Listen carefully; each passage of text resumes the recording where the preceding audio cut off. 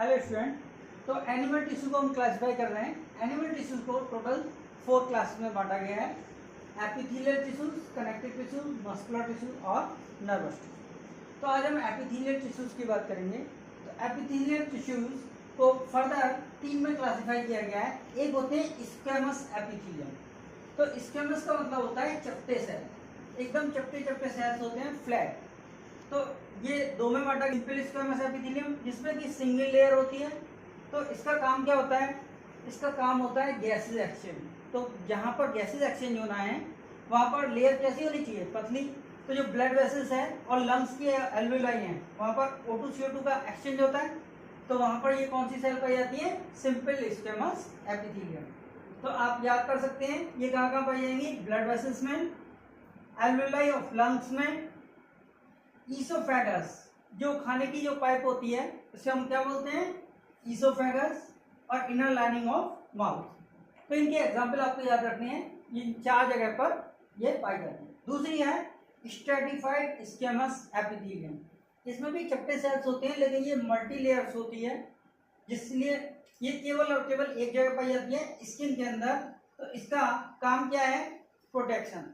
तो सेल्स को wear and tear से प्रोटेक्ट करने का काम ये करती है। ठीक है। सेकंड है आपकी कॉलमनर एपिथेलियम। कॉलमनर नाम से पता चल रहा है कि कॉलम लाइक लंबे लंबे सेल्स होते हैं इसके अंदर, इस पर सीलिया पाए जाते हैं। तो ये सीलिएटेड कॉलमनर एपिथेलियम होती है और इसका काम होता है सीक्रेशन एंड एब्जॉर्प्शन। अब सीक्रेशन और एब्जॉर्प्शन का काम कहाँ पर होता है? तो आपको पता है कि इंटेस्टाइन में खाने का एब्जॉर्प्शन होता है। तो इंटेस्टिनल इनर लाइनिंग ये यहाँ पर पाई जाती है। और दूसरा रेस्पिरेटरी ट्रैक्ट जो होता है जिसमें म्यूकस को आगे पीछे करने के लिए, म्यूकस को सीक्रेट करने के लिए, तो रेस्पिरेटरी ट्रैक्ट में म्यूकस को आगे बढ़ाने के लिए यहाँ पर ये क्या पाई जाती है?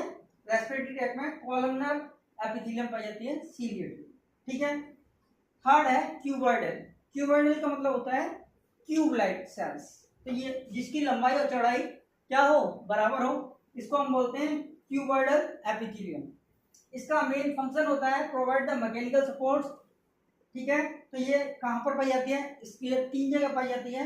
इनके एग्जांपल आपको याद रखने हैं। Inner lining of kidney tubules, तो जहाँ पर किडनी ट्यूब्यूल्स की इनर लाइनिंग में, डक्ट ऑफ सैलिवरी ग्लैंड में, सैलिवरी ग्लैंड की जो डक्ट्स होती हैं वहाँ पर पाई जाती है। और जो मल्टीसेलुलर ग्लैंड्स होती हैं उसमें क्या होता है? यही सेल्स एपिथेलियम की अंदर की तरफ फोल्ड हो जाती हैं और ग्लैंड बनाती हैं। ग्लैंड क्या होती हैं? जो कुछ सीक्रेट करती है। तो ये कुछ सीक्रेशन का काम करती है। तो मल्टीसेलुलर ग्लैंड